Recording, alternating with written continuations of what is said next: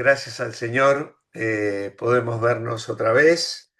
Me alegra que estéis siguiendo este estudio, me alegra también que me enviéis las fotos de las lecciones cubiertas, lo cual a su vez certifica vuestro interés, vuestro deseo de profundizar en la palabra del Señor y también tratar estos temas que son tan prácticos. Ayer estaba haciendo un discipulado con un hermano presencialmente en su casa y comenzábamos con el nivel 2 y yo le decía cuán fundamental dentro de los 7 niveles es el nivel 2. ¿eh? El nivel 1 es muy bueno, es básico, pero el nivel 2 es esencial para la vida cristiana y por supuesto este tercer nivel también tiene mucho que ver en este caso con las relaciones interpersonales y estamos semana tras semana repasando distintos aspectos y creo que es importante también porque no siempre sabemos aceptarnos los unos a los otros y recibirnos los unos a los otros. Tenemos distinto carácter, distintos enfoques Buenas de noches. vida, buenas noches, distintos gustos personales y eso a veces marca diferencias y tristemente a veces lleva incluso a discusiones o enfrentamientos. Así que vamos entonces a pedir la bendición del Señor para entrar a considerar nuestro tema. Otra vez saludo a los que están entrando. Hay unos cuantos hermanos habituales que me han mandado decir que hoy no podían estar, pero que van a estar viendo mañana ya cuando mande el enlace de esta grabación. Así que oramos al Señor. Padre, gracias. Queremos darte esta noche, esta tarde, para muchos de mis hermanos y hermanas que están conectados. Queremos pedir tu bendición, tu ayuda, tu guía y tu dirección para tratar este tema, la lección número 8. Que tú nos bendigas y a través de tu Santo Espíritu hables también a nuestro corazón. Oramos agradecidos a ti en el nombre del Señor Jesucristo. Amén y amén. Muy bien, vamos entonces a compartir la pantalla. Vamos a optimizar aquí el sonido para que me podáis escuchar. Y aquí tenemos entonces la presentación de nuestra clase. Para el día de hoy, aceptándonos y recibiéndonos unos a otros. Y este nivel solo tiene 11 pasos, así que ya comenzamos a acercarnos a el final de este nivel. La familia de Dios es grande y está formada de todo tipo de personas. Unas son maduras, otras no. Algunas son... Voy a agradecer, por favor, a los que están entrando, que silencien sus micros, por favor, ¿vale? Gracias. La familia de Dios es grande y está formada de todo tipo de personas. Unas son maduras y otras no. Esto es una cosa que los pastores tenemos que tener muy en cuenta porque desde el púlpito de nuestras iglesias tenemos que considerar la variedad de diversos niveles de madurez en la iglesia congregada. Hay personas que son bebés, acaban de nacer en la vida cristiana y necesitan el ABC. Otras llevan mucho más tiempo, son maduras, tienen experiencia espiritual y necesitan alimento sólido. Pero claro, luego está la comunión que deben mantener, las relaciones que se deben fomentar en el ámbito de la familia de Dios. Algunas, como acabamos de leer, son maduras y otras no. Algunas son muy simpáticas, fáciles de aceptar, mientras que otras son más problemáticas. Cada uno tenemos nuestro genio, nuestro carácter. A algunos les cuesta más relacionarse, otros son más cerrados y no tienen muchas ganas de hablar con personas a las que no conocen mucho y no suelen abrir sus corazones fácilmente. Ahora, la Biblia nos exhorta a recibirnos o aceptarnos los unos a los otros. Sean como sean, Dios busca la unidad entre todos sus hijos. Somos una sola familia, pero, y aquí viene la primera pregunta, ¿qué hacer con gente difícil? ¿Qué quiere Dios para su pueblo? Romanos, capítulo 15, versículo 5 dice: pero el Dios de la paciencia y de la consolación os dé entre vosotros un mismo sentir, según Cristo Jesús, para que unánimes, a una voz, glorifiquéis al Dios y Padre de nuestro Señor Jesucristo. Aquí los blancos de llenar son muy fáciles porque es simplemente leer el texto y colocar las palabras que corresponden.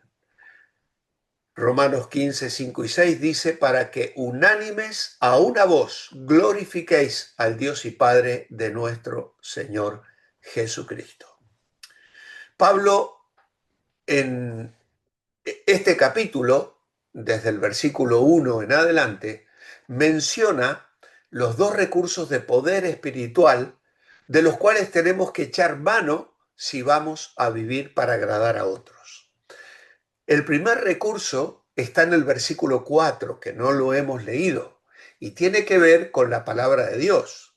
Si tenéis vuestras Biblias y la podéis abrir y leer en Romanos 15, vais a ver que el verso 4 dice: porque las cosas que se escribieron antes, para nuestra enseñanza se escribieron, a fin de que por la paciencia y la consolación de las Escrituras tengamos esperanza. Así que aquí tenemos esencialmente el recurso a través del cual vamos a aprender a relacionarnos los unos con los otros. Las cosas que se escribieron, la palabra de Dios, las historias del Antiguo Testamento, se han escrito para nuestra enseñanza.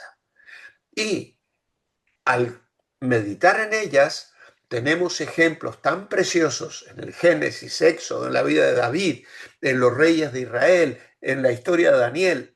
Podríamos pasar horas viendo ejemplos de cómo estas personas vivieron vidas que hoy son esenciales para que nosotros también sepamos cómo debemos vivir. Y a través de ellas, de esas historias, la Biblia nos comunica paciencia y consuelo y nos brinda esperanza. Pero luego continúa y en el versículo 5 y el verso 6 dice: pero el Dios de la paciencia y la consolación os dé entre vosotros un mismo sentir. ¿Qué está haciendo Pablo aquí ahora? Si recién en el verso 4 estaba mencionando la palabra de Dios, ahora está orando. Y aunque él no habla aquí, no dice, pero yo le ruego al Padre, sin embargo, leemos el texto y nos damos cuenta que está implícito el clamor del corazón de este pastor para que aquellos que recibían esta carta experimentaran esa bendición. El Dios de la paciencia y la consolación os dé entre vosotros un mismo sentir, para que unánimes a una voz glorifiquéis al Dios y Padre de nuestro Señor Jesucristo. Tenemos que confesar que a veces nos impacientamos con otros creyentes. A veces con los creyentes nuevos, porque tienen luchas que nosotros hemos superado hace mucho, vienen con preguntas que a veces nos parecen muy sencillas o innecesarias. Y así como los padres se impacientan con los hijos, a veces nos impacientamos con esos creyentes que son recién nacidos en la fe.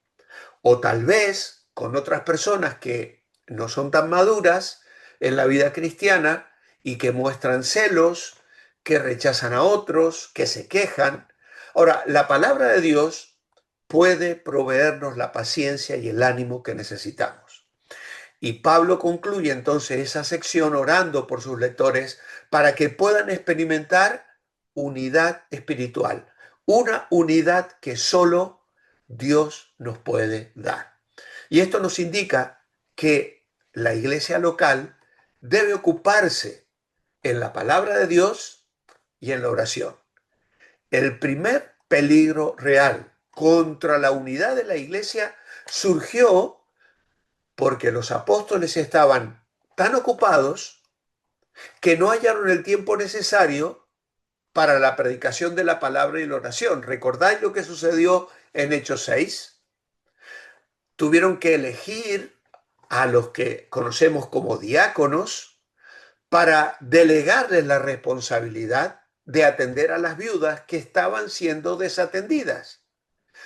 Y entonces estos siervos del Señor volvieron a ocuparse en el ministerio que les correspondía. Esto está en Hechos capítulo 6 versículos 1 al 7. Y de esta manera la iglesia pudo experimentar otra vez armonía y crecimiento. Y claro, el resultado fue que Dios fue glorificado. El desacuerdo, las divisiones no traen gloria a Dios, traen deshonra. Las palabras de Abraham a Lot, ¿recordáis? Cuando sus pastores discutían por los pastos que querían ofrecer a sus ganados, a sus ovejas, que eran tantas que no podían pastar en los mismos prados. ¿Y qué le dijo Abraham a Lot? No haya altercado entre nosotros dos. ¿Por qué? Porque somos hermanos. ¿Veis cómo ya una historia del Antiguo Testamento nos da un ejemplo de humildad y de mansedumbre? Abraham podría haberle dicho a Lot, oye, yo soy aquí la autoridad máxima, tú te viniste pegadito a mí y has recibido muchas bendiciones por estar junto a mí, pero yo tengo la autoridad para escoger primero. Sin embargo, Abraham no hizo eso. Él dejó que Lot escogiera primero. Él quería que la gente y nosotros hoy recibiésemos una lección tremenda, porque la conducta de Abraham y la de Lot nos dejan a nosotros un ejemplo de una manera de vivir diferente. ¿Por qué? Porque Abraham adoraba al Dios verdadero. Tristemente, Lot se aprovechó, eligió los campos más verdes, los que le parecieron mejores, en lugar de decir, no, tío, mira, tú mereces elegir antes que yo. Sus ojos se fueron hacia los prados verdes de Sodoma y Gomorra y fue levantando sus tiendas, no los altares. No hay ningún lugar en Génesis donde diga que Lot levantara ningún altar. Y ya sabemos cómo acabó la vida de Lot. Pero sí, Abraham adoraba al Dios verdadero. Jesús en su oración de Juan 17, ¿por qué oró? Yo sé que lo sabéis, por la unidad de la iglesia, la cual traería gloria a Dios. Lee todo el capítulo de Juan 17, especialmente los versículos 20 al 26, y vais a ver cómo Dios recibe gloria cuando los hermanos estamos unidos. Y es lo que Pablo está diciendo aquí. Tenemos que recibirnos los unos a los otros, edificarnos los unos a los otros, agradarnos los unos a los otros, pero todo para gloria de Dios. Todo para gloria de Dios. ¿Qué se requiere para vivir juntos en armonía?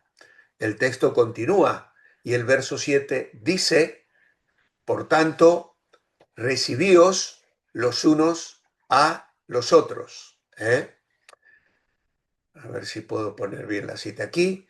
Por tanto, recibíos los unos a los otros, como también Cristo nos recibió para gloria de Dios. Y entonces, aquí la frase para llenar el blanco es aceptarse unos a otros. Recibir a otros es aceptarlo. aceptarse. ¿Vale? Ah, muy bien. Lo primero que tenemos que recibir y aceptar en nuestra vida es el señorío de Cristo, en todos los aspectos de nuestra vida. Y eso significa vivir conforme a los valores y a la perspectiva del Señor, de la palabra de Dios. Así como nos interesa el punto de vista de Jesús sobre la autoridad de la Biblia, la naturaleza del cielo y la resurrección, también debemos asumir su actitud de amor hacia los demás cristianos. Debemos tener un mismo sentir. A medida que crecemos en fe y conocemos mejor a Jesús, llegamos a ser más capaces de mantener cada día esta actitud de unidad amorosa. Recibíos los unos a los otros, como también Cristo nos recibió, para gloria de Dios. Podemos escoger a nuestros hermanos en la fe, pues allí tenemos que contestar que no. No podemos escoger a nuestros hermanos en la fe. Cuando yo acepto a Cristo como mi Salvador y me someto al señorío de Cristo en mi vida, acepto las personas que Dios va a traer a mi vida para que Él las ame a través de mí. Ya no tengo yo el poder de decisión. Ya no puedo yo ponerme, no, Señor, a esta persona, mira, aléjala de mí. No la quiero yo. Es cierto que hay una serie de mandamientos y de principios bíblicos que me ayudarán a poner límites cuando hay personas agresivas que me dañan, que me atacan, que se vuelven mis enemigos. Eso es otra cosa. Y la Biblia me dice cómo tengo que actuar y cómo tengo que responder. Por eso hemos estado mirando en las clases anteriores acerca del perdón que tenemos que dar, del perdón que tenemos que pedir y del perdón que tenemos que recibir. Incluso en la lección 6 hemos hablado de soportándonos unos a otros, ¿no? Pero ya no decido yo quién va a ser mi hermano en la fe. El Señor va a ir trayendo personas a la iglesia y espera que yo sea el canal de su amor, porque no es mi amor, es el amor de Dios que tiene que fluir a través de mi vida. Hay hermanos en la iglesia que nos caen mal. Tristemente, tenemos que aceptar que sí. No todos en la iglesia me caen bien. Hay hermanos que piensan de una manera diferente, que actúan de una manera diferente, que responden de una manera que a mí no me agrada, que no son del todo empáticos o simpáticos, que tienen maneras de pensar diferentes a las que yo tengo. Y esto puede ser pues algo que a mí me hace mirarles con cierto recelo. Por eso tengo que aceptarlo. No todos me van a caer bien. Hay hermanos en la iglesia que tienen defectos. Pues la carita que tiene nuestro amigo cristiano aquí ya nos lo dice claramente. Sí, sí, claro que sí. Ni yo soy perfecto, ni ninguno de vosotros es perfecto, ni ninguno de nuestros hermanos en la fe que forman parte de la iglesia son perfectos. Pero el texto dice, recibíos los unos a los otros como Cristo también nos recibió. Por eso es que Romanos capítulo 15 y versículo 1 nos exhorta a que los que somos fuertes tenemos que soportar la flaqueza de los débiles y no agradarnos a nosotros mismos. Notad que Pablo se incluyó a sí mismo entre los fuertes cuando trató el problema básico del egoísmo. El amor verdadero, el amor cristiano, no es egoísta, más bien busca compartir con otros y hacer felices a otros. Aún está dispuesto a sobrellevar a los creyentes nuevos, ayudándoles en su desarrollo espiritual, no solo aguantándolos, sino animándolos. Y tenemos el gran ejemplo en el Señor Jesucristo. Él pagó un precio enorme con el fin de servirnos. El Salmo 69 y el versículo 9 confirma esa verdad.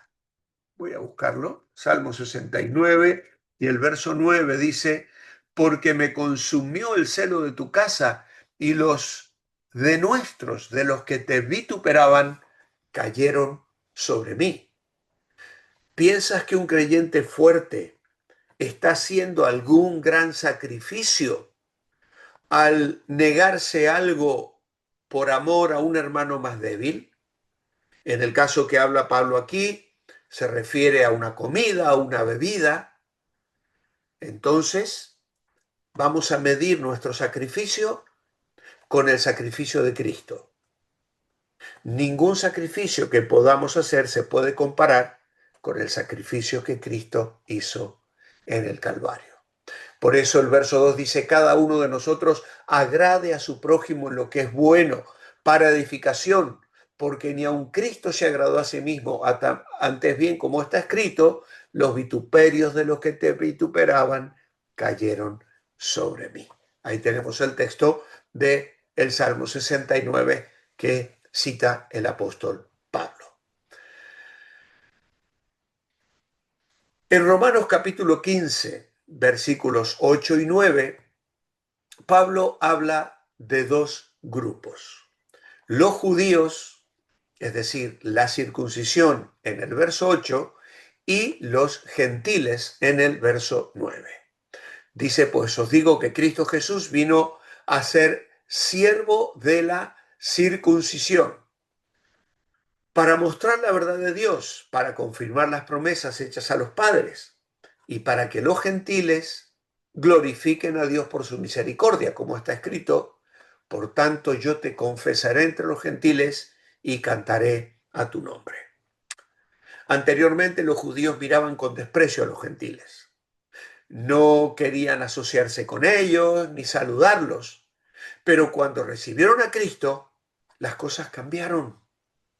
Dios los hizo una sola familia. Para mostrar que el plan de Dios siempre ha sido llevar a judíos y gentiles por igual a su reino y aminorar los prejuicios de los judíos cristianos en contra de sus hermanos gentiles, Pablo incluye citas de la ley, de los profetas, y 2 veces va a citar los salmos, porque se consideraban porciones reconocidas y autorizadas del Antiguo Testamento, de tal modo que prueba el plan de Dios de incluir en su familia a judíos y gentiles, a partir de las propias escrituras. En el versículo 9 dice Pablo, para que los gentiles glorifiquen a Dios por su misericordia. Así que Dios extendió su gracia y su misericordia a un pueblo que estaba fuera del pacto. Y él está citando aquí, segundo de Samuel, capítulo 22, verso 50, que es una paráfrasis del Salmo 18, verso 49. Y el salmista canta alabanzas a Dios entre las naciones. Y está haciendo una alusión a la salvación de los gentiles, cosa que a los judíos le costó tanto, pero tanto entender. El punto 5 nos lleva a Lucas 19, capítulo 19, versículos 1 al 10. Y allí encontramos la historia de Jesús y Zaqueo. Habiendo entrado Jesús en Jericó, iba pasando por la ciudad y un varón rico llamado Zaqueo, jefe de los publicanos y rico, procuraba ver quién era Jesús, pero no podía a causa de la multitud. era pequeño, bajito de estatura, y subió a un árbol sicómoro, se subió para ver a Jesús, y Jesús le observó y le dijo: Zaqueo, date prisa, desciende, porque es necesario que yo pose en tu casa. Y entonces descendió rápido y le recibió gozoso.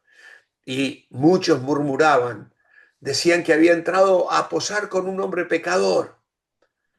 Pero Zaqueo, puesto en pie, dijo: aquí la mitad de mis bienes doy a los pobres, y si en algo he defraudado a alguno, lo devuelvo cuadruplicado. ¿Y qué dijo Jesús? Hoy la salvación ha entrado a esta casa, por cuanto éste también es hijo de Abraham.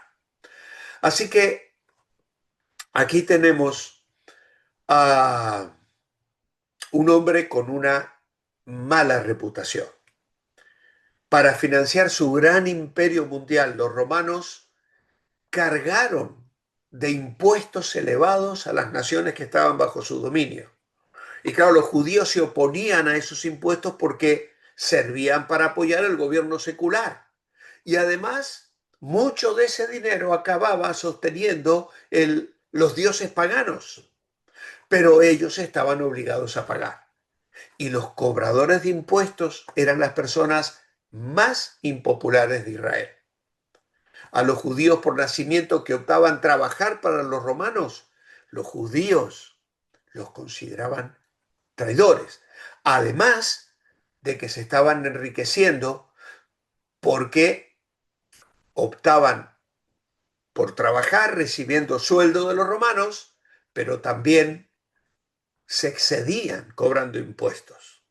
Así que, obviamente, las multitudes se sienten muy molestas cuando el Señor invita a este cobrador de impuestos a bajar del árbol porque quiere visitarle en su casa.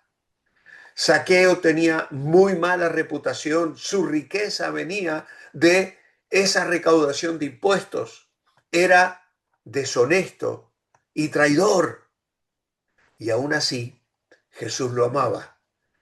Y claro, el pequeño recaudador de impuestos, como vemos en la historia, se convirtió. En toda sociedad, ciertos grupos de personas se consideraban intocables, sea por su opinión política, su conducta inmoral o su forma de vivir. Sin embargo, el Evangelio es para todos. Y no debemos ceder a la presión social de nadie, evadir a ningún tipo de personas, porque Jesús las ama y todas necesitan oír buenas nuevas. Aunque Zaqueo era una persona difícil, Jesús no lo rechazó. ¿Cómo le afectó el hecho de ser aceptado por alguien como Cristo cuando otros lo rechazaban? Pues se sintió feliz y agradecido. Se mostró dispuesto a reconocer sus pecados y corregir el mal que él había hecho a otros. Por la reacción de la gente, se puede juzgar que Zaqueo fue sin duda un retorcido publicano, porque incluso era jefe de publicanos. Pero después de encontrarse con Jesús, entendió que su vida necesitaba ser corregida. Y al dar a los pobres, restituir con intereses generosos los que defraudó, Zaqueo mostró por acciones externas el cambio interno que había experimentado en su corazón. Por eso no es suficiente seguir a Cristo de corazón. Debemos mostrar un cambio de vida mediante un cambio de conducta. Y esto es lo que esperamos cuando aceptamos a personas que llegan a la iglesia, que vienen del mundo de las drogas, que vienen del mundo de la prostitución, que vienen de vicios como el alcohol o muchas cosas tan terribles y que dañan tanto la vida de las personas, pero en la iglesia se les ama. Se les ama, se les bendice, se les comparte la palabra y se espera que cambien su conducta. Porque si no hay cambio de conducta, no hay cambio de corazón. Tienen que mostrar rasgos de una vida nueva, en su carácter, en su forma de ser, en su trato con su familia, con sus amigos, con sus hijos, con su persona y también, por supuesto, en sus prácticas de vida. Si una persona continúa en el alcohol, en la droga, en la prostitución, obviamente no ha experimentado un cambio interior. Zaqueo lo mostró claramente. ¿Cómo contestó Jesús a los que le criticaron por aceptar a Zaqueo? Bueno, él les dijo que su propósito al venir al mundo fue buscar y salvar a los pecadores perdidos, como lo estaba Zaqueo.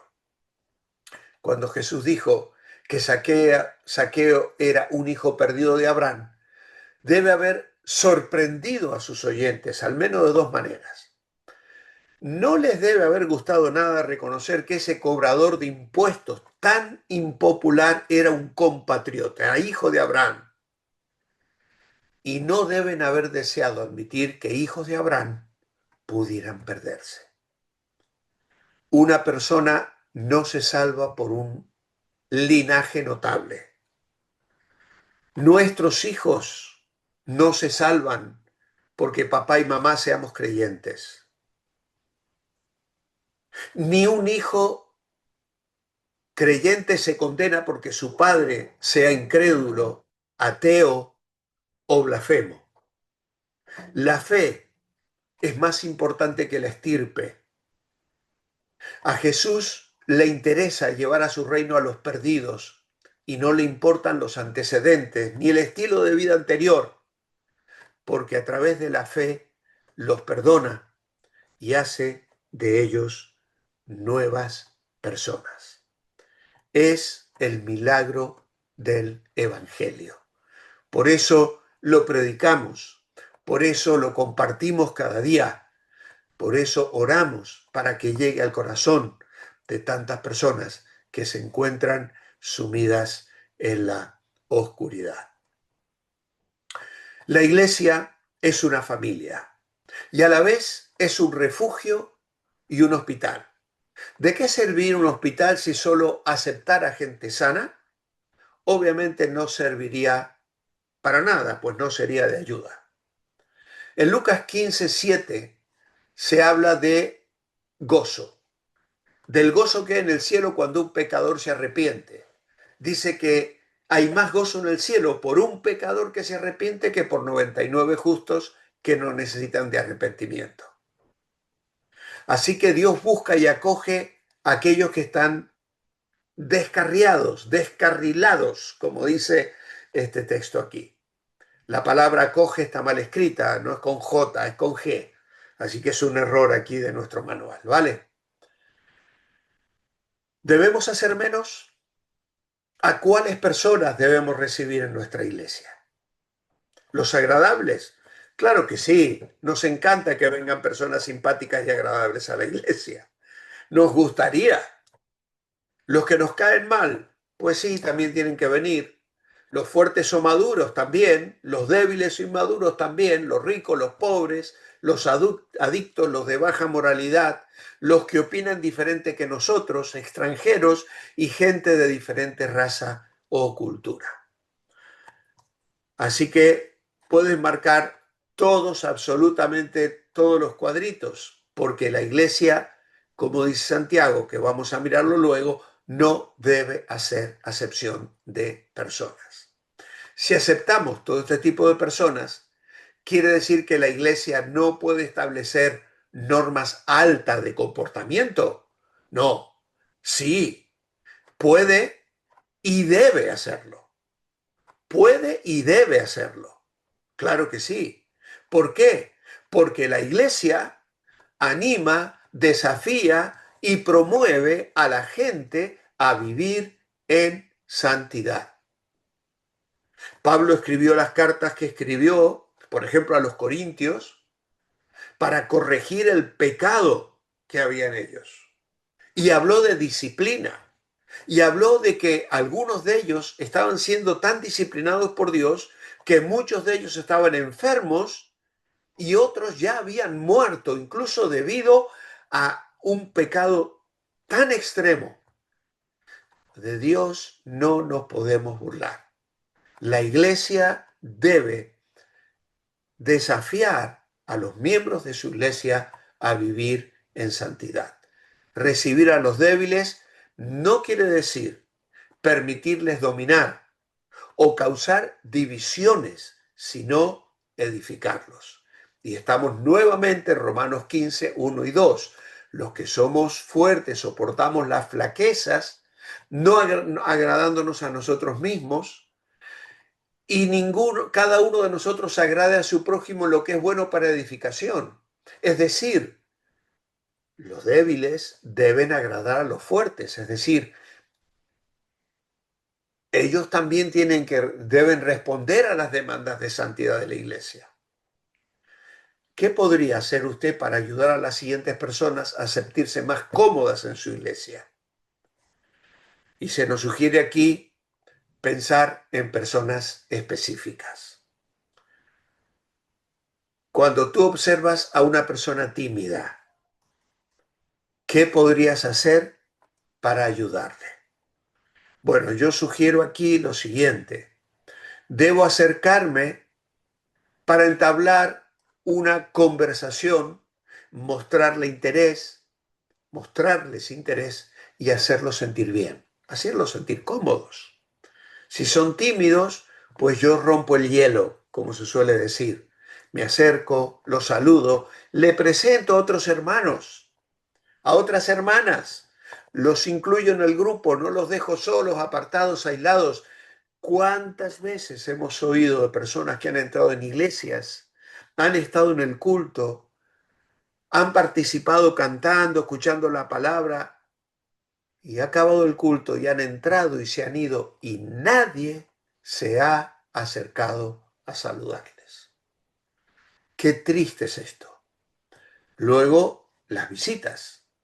Otra vez tenemos que hacerlos sentir bienvenidos, prestarles atención, ayudarles en todo lo que podamos para que estén a gusto, para que estén bien, para que se sientan parte. No les ignoramos, les prestamos atención. Pero también las personas difíciles. Evitamos temas conflictivos. Si sé que son difíciles, tengo que estar dispuestos a escuchar, intentar comprender sus puntos de vista y procurar buscar vías de comunicación. Por ejemplo, invitarlos a tomar café, a cenar y, por supuesto, debo orar por ellos. Obviamente que es muy importante que nosotros tengamos nuestras listas de oración y presentemos delante del Señor a las personas a las que vamos conociendo, pidiendo al Señor que nos ayuden a integrarles. Son personas débiles y fácilmente el enemigo sabe escandalizarlas, sabe que es un momento clave, crucial en sus vidas y quiere arrebatar la semilla que ha caído en sus corazones. Es un momento donde son blancos fáciles del enemigo. Por lo tanto, es importante que como iglesia sepamos rodearles, sostenerles, ampararles y cuidarles. ¿Qué problema señala Santiago capítulo 2 versículos 1 al 4? Bueno, dice Santiago: hermanos míos, que vuestra fe en nuestro glorioso Señor Jesucristo sea sin acepción de personas. Porque si en vuestra congregación entra un hombre con un anillo de oro y con ropa espléndida, y entra un pobre vestido andrajoso y miráis con agrado al que trae la ropa espléndida y le sentís: siéntate tú aquí en buen lugar, y al pobre le decís: quédate allí en pie, o siéntate aquí debajo de mi estrado, ¿no hacéis distinciones entre vosotros y venís a ser jueces con malos pensamientos? Así que el problema que Santiago estaba notando en esos primeros años de la iglesia era que se hacía diferencias. ¿Qué tenemos que aprender de este pasaje? que debemos tratar a todos por igual, no juzgar, no ser jueces malintencionados o con prejuicios. Con prejuicios. Dice que vuestra fe en nuestro glorioso Señor Jesucristo sea sin acepción de personas. Mirad cómo relaciona mi fe en Cristo con mi manera de mirar a la gente que está a mi alrededor. Ah, no, una cosa es que yo ame al Señor y le sirva y crea en Él y ore y le busque, y otra cosa la relación que yo tengo con las personas a mi alrededor. Los judíos de aquel entonces ambicionaban reconocimiento y honor y competían por ser halagados. Incluso el Señor usa parábolas como la de Lucas 14 que tratan ese problema. Incluso denuncia a los fariseos en Mateo 23 por eso, porque querían recibir el aplauso. Hoy día tenemos el mismo problema. Tenemos a los que les gustan el primer lugar, no solo en la política, en la industria, la sociedad y a veces también en la iglesia. En casi todas las iglesias se hallan grupitos y muchas veces a los nuevos creyentes se les hace difícil entrar en ellos. Incluso hay miembros que utilizan sus oficios para darse mucha importancia. Santiago escribió amonestando a los creyentes que anhelaban oficios importantes. Luego lo hará en el capítulo 3. Por lo tanto, hay una ironía que señala el texto aquí en los versículos 5 al 7. Hermanos míos, amados, oíd, ¿no ha elegido Dios a los pobres de este mundo para que sean ricos en fe y herederos del reino que ha prometido a los que le aman? Pero vosotros habéis afrentado al pobre. Dios escogió a los pobres para ser ricos en la fe. No solo esto, sino que los hermanos humildes, los tímidos y otros que no impresionan al primer vistazo, a veces son los que tienen más que ofrecer. En Efesios capítulo 4, versículo 3, se nos manda mantenernos en unidad. Dice Pablo allí, solícitos en guardar la unidad del espíritu en el vínculo de la paz, un cuerpo y un espíritu, como fuisteis también llamados en una misma esperanza de vuestra vocación.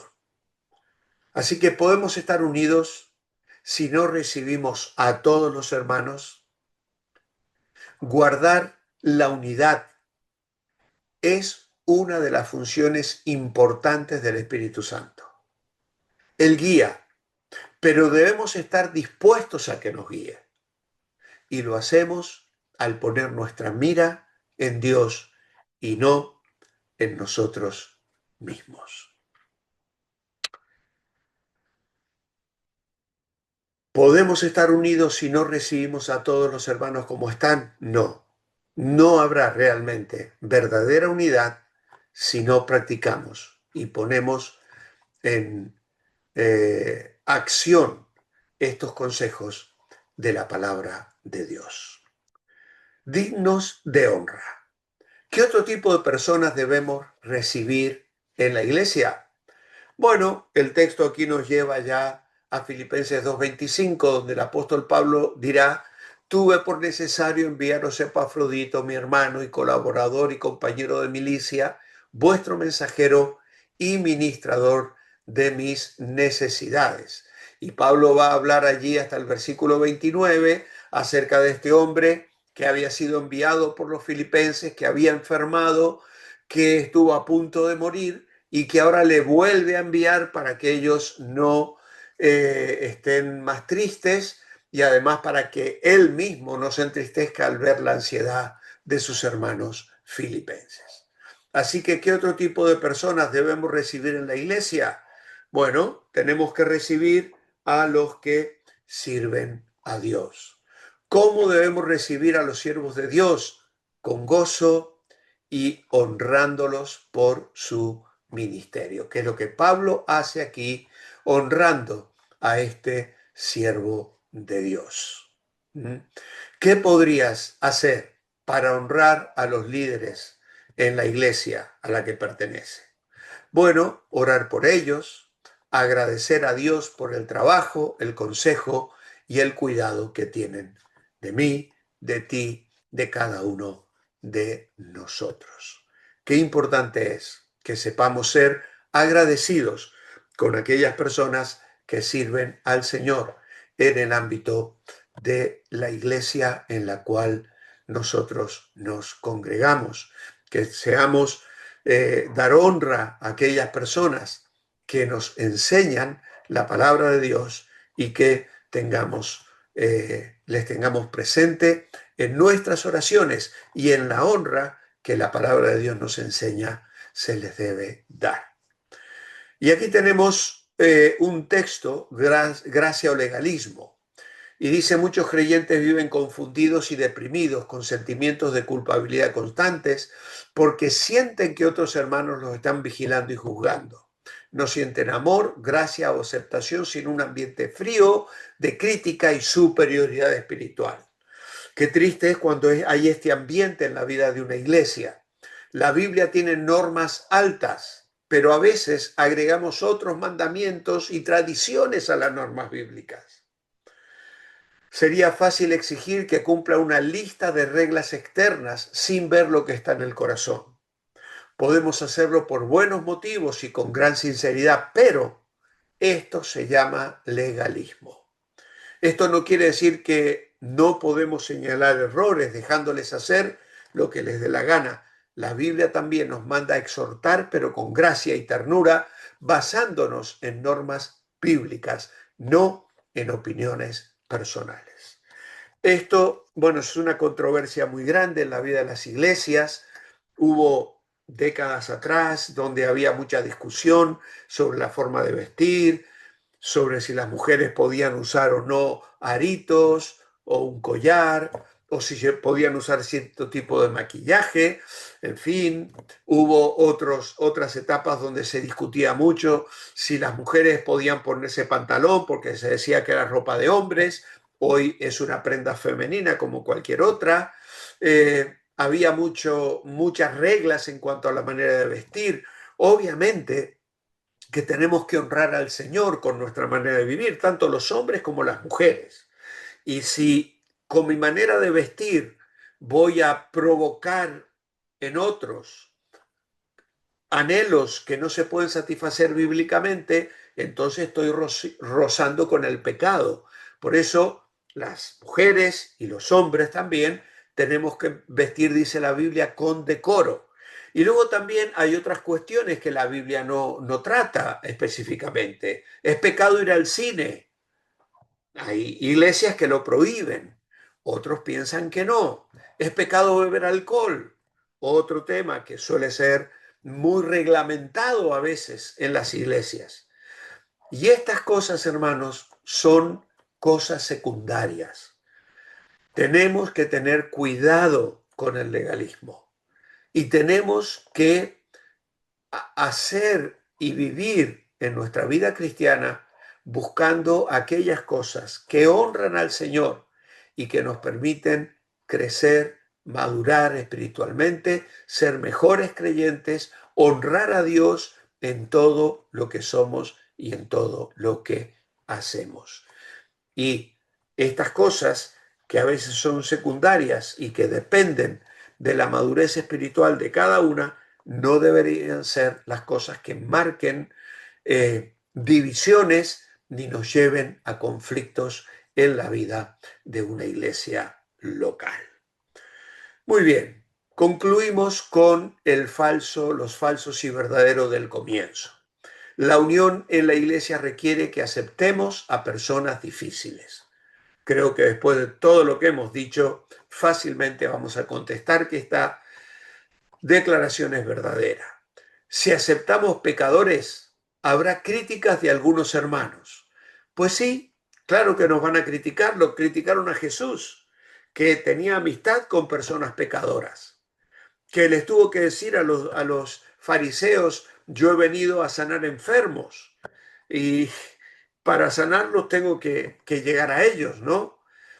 Y a veces esto puede también hacer que nosotros tengamos críticas de otros hermanos en la fe que no comprenden que tenemos que relacionarnos también con personas no cristianas, lo cual no significa que vamos a vivir como ellos o que vamos a aceptar sus prácticas o que vamos a hacer las cosas que deshonran al Señor que ellos puedan hacer, porque somos llamados a vivir en santidad. Al aceptar a personas difíciles, estamos aprobando su mala conducta. Por supuesto que no. Esta es una declaración falsa. Les vamos a aceptar, pero no vamos a aplaudir ni aprobar nada que ellos estén haciendo que desagrade al Señor. ¿Vale? Así que esto es las declaraciones del comienzo que espero hayáis cubierto. Para crecer, tenemos allí la memorización de Romanos 15, versículos 1 al 2. Se nos invita a discutir Lucas capítulo 7 y explicar la diferencia de actitud entre Jesús, el fariseo, y Asia, la mujer pecadora. Y con esto entonces llegamos al final de una clase que yo creo que es bastante interesante. Saludamos a los que no habíamos visto al comienzo, nos alegra tenerles, Kitty, Basie, entre otros, que estoy viendo, a Domitilio, a Modesto, bien, me alegra de verles, a Araceli también nos está saludando. No sé si alguien tiene alguna pregunta, Judith.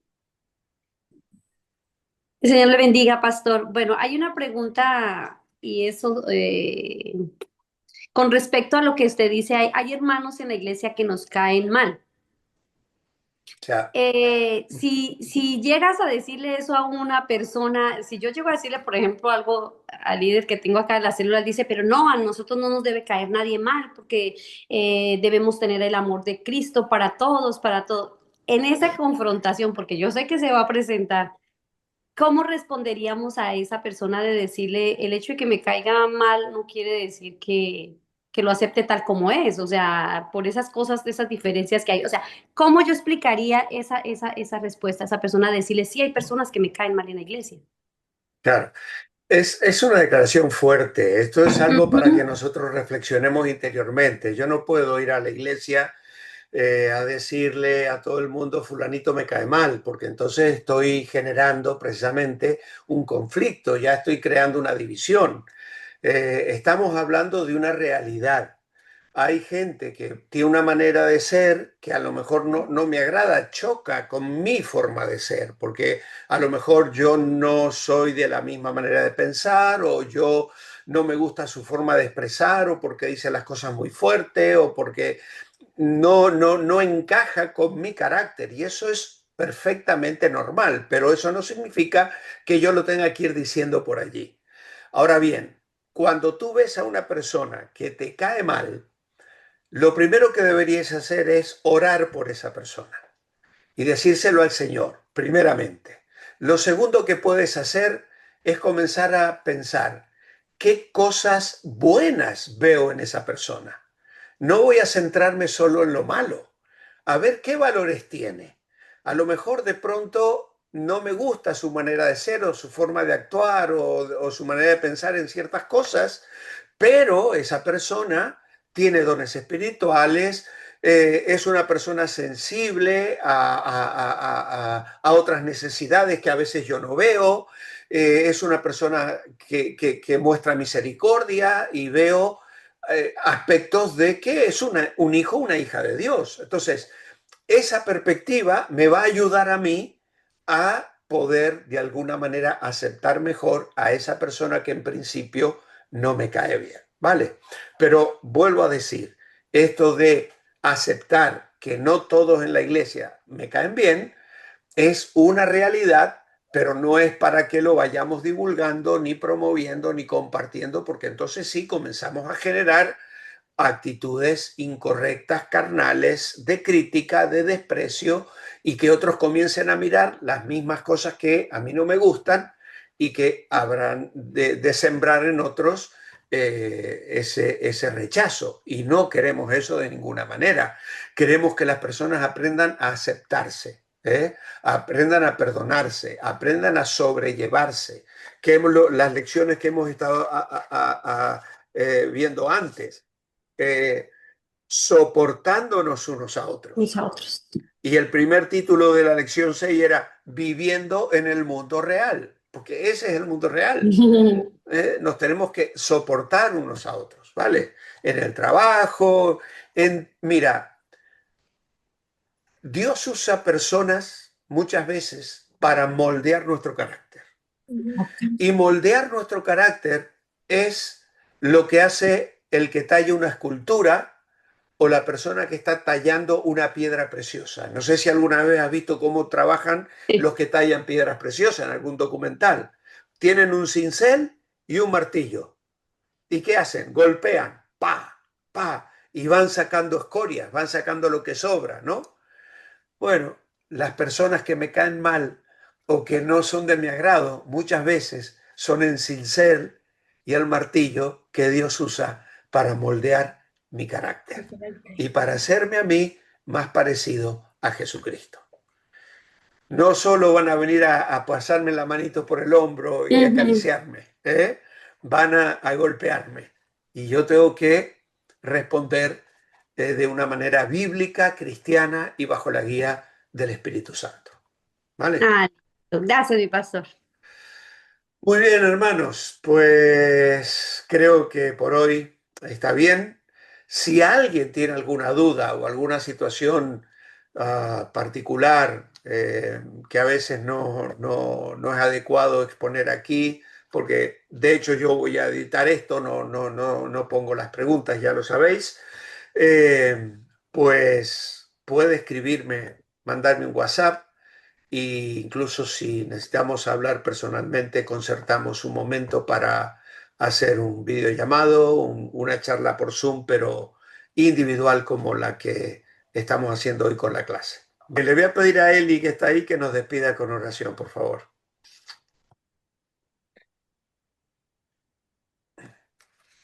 Señor Jesús, gracias te damos por tu palabra.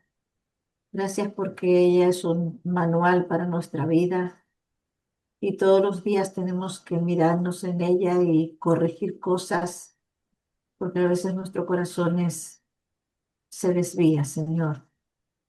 Y a veces nos amamos más a nosotros mismos que a ti y a tu iglesia.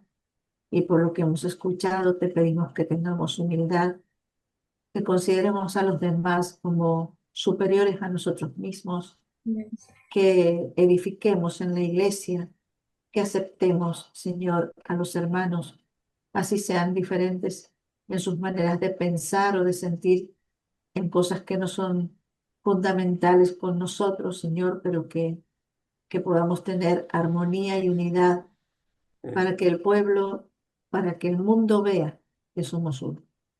Señor, bendice a cada familia aquí representada, a cada hermano, a cada hermana. Bendice nuestras iglesias, pertenecemos a iglesias locales, casi todos los que estamos aquí. Y Señor, te pedimos que nos guardes de ser piedra de tropiezo y nos ayudes a edificar en la vida de nuestros hermanos mientras nos tienes aquí en la tierra. En el nombre de Jesús. Amén. Amén.